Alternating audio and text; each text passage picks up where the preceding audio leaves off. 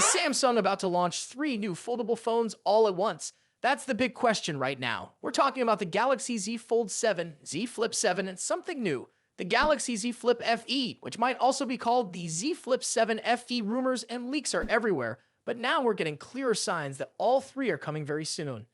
While Samsung hasn't officially confirmed anything, a recent report out of Korea hints that production for these foldables could begin as early as next month. That lines up with the expected Unpacked event, which should happen sometime in July. So it's looking more and more likely that all 3 phones will be launched around the same time. Now, here's where things get really interesting. Samsung's early production numbers give us clues about what they're expecting from each model. According to the report, Samsung plans to make 160,000 units of the Galaxy Z Fold 7 during the second quarter.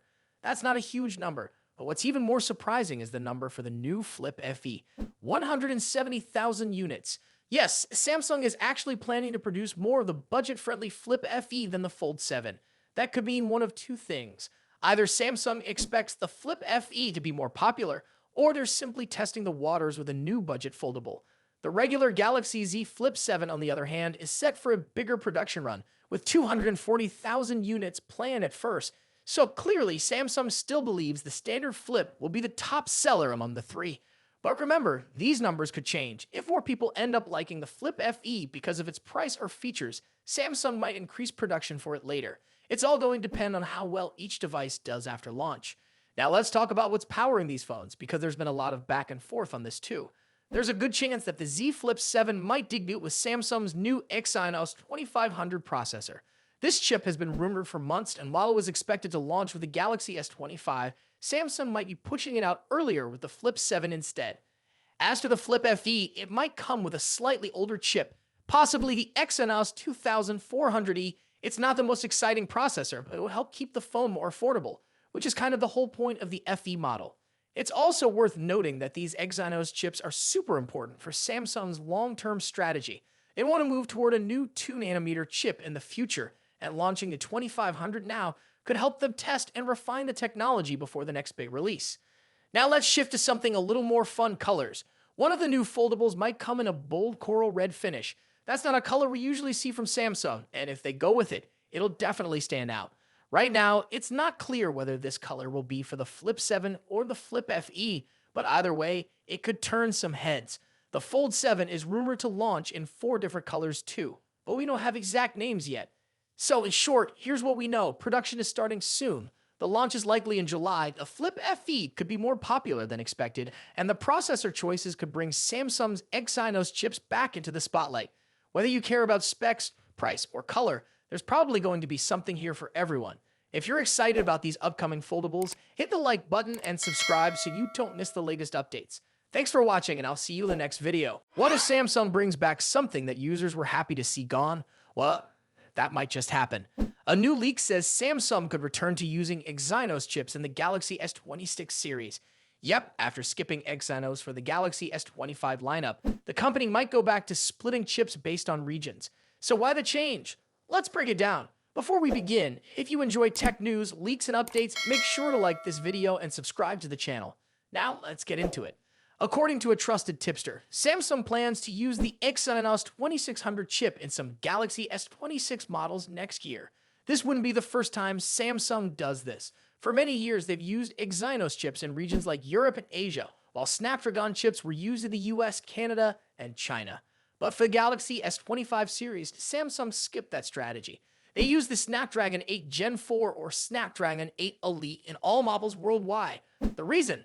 Samsung couldn't produce enough Exynos 2500 chips in time, so the S25 lineup became Snapdragon only, and a lot of people like that.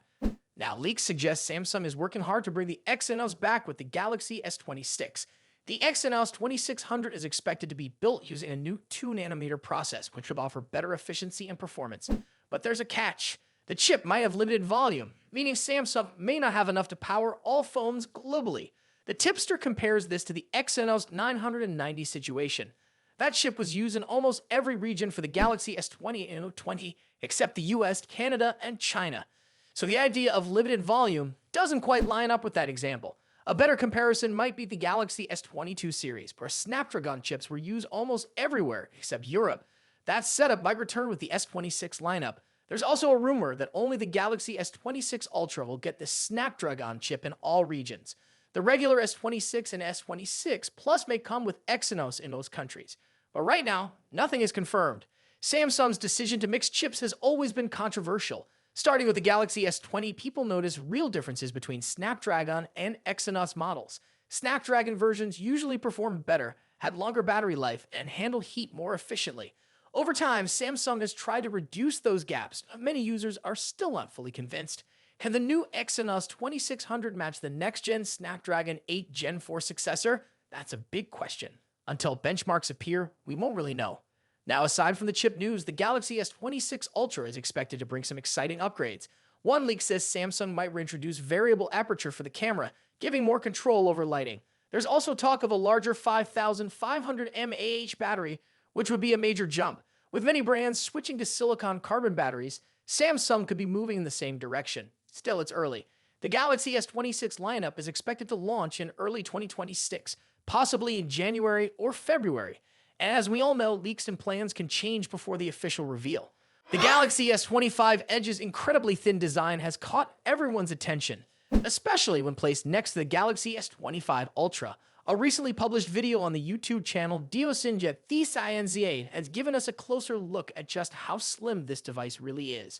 While Samsung officially revealed the Galaxy S25 Edge earlier this year, no one has been allowed to handle the device yet. However, the video creator managed to get their hands on a dummy unit that looks identical to the final version. One of the most striking details about the Galaxy S25 Edge is its ultra-thin profile, measuring just 5.84 millimeters. When compared side by side with the Galaxy S25 Ultra, which has a thickness of 8.2 millimeters, the difference is shocking. Samsung has always been known for pushing the boundaries of smartphone design, but this level of thinness is something that hasn't been seen in mainstream flagship phones for a long time. Seeing these two devices next to each other really emphasizes just how much slimmer the Galaxy S25 Edge is, making it one of the thinnest smartphones ever produced. Despite its official reveal, Samsung has been keeping the Galaxy S25 Edge in a look but don't touch phase. No one outside the company has been allowed to physically interact with it yet, which has only increased anticipation. The big question now is when Samsung will finally let people experience the device firsthand. According to reports, the Galaxy S25 Edge is set to launch next month, with retail availability expected in May. That means the wait isn't too long, but there is a catch. Unlike Samsung's usual global releases, the Galaxy S25 Edge will reportedly have a very limited initial production run. Only around 40,000 units are expected to be available at launch, which means it might not be available in many countries right away. This strategy suggests that Samsung is testing the waters with this new design before committing to a larger production scale. Given its unique form factor, it makes sense for Samsung to gauge demand before making it widely available. One of the biggest concerns with a device this thin is durability. While the design is undoubtedly impressive, questions remain about how well the phone will hold up under everyday use. Ultra-thin smartphones in the past have sometimes suffered from structural weaknesses, so it will be interesting to see how Samsung has addressed these potential issues. Additionally, battery life is another factor to consider. A slimmer device usually means less space for a large battery, which could impact overall performance. However, Samsung's advancements in battery efficiency may help balance this out. For now, all we can do is wait and see how the Galaxy S25 Edge performs when it finally reaches consumers. Samsung has a history of pushing the limits of smartphone technology. This device could be the next step in redefining premium smartphone design. If the demand is strong, Samsung might increase production and expand availability to more markets. Until then, the limited release will make the Galaxy S25 Edge a rare and highly sought-after device. Are you excited about the Galaxy S25 Edge, or do you think the ultra-thin design comes with too many compromises? Let us know in the comments, and don't forget to like this video and subscribe for more updates. Thanks for watching, and I'll see you in the next video.